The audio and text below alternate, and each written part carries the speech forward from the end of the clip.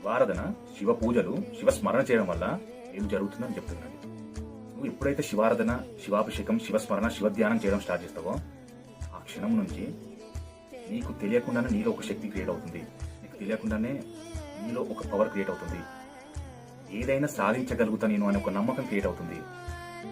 కోల్పోయిన మనశ్శాంతిగా బ్రతకడానికి మానసికంగా నువ్వు పడ్డ స్ట్రగుల్స్ అన్ని తొలగిపోతాయి. హ్యాపీగా నవ్వుకుంటూ బ్రతకగలుగుతావు. నేను ఏదైనా సాధించగలను, నా వెనక నా తండ్రి శివయ్య ఉన్నాడన్న ధైర్యం నీకు తెచ్చిపెడుతుంది.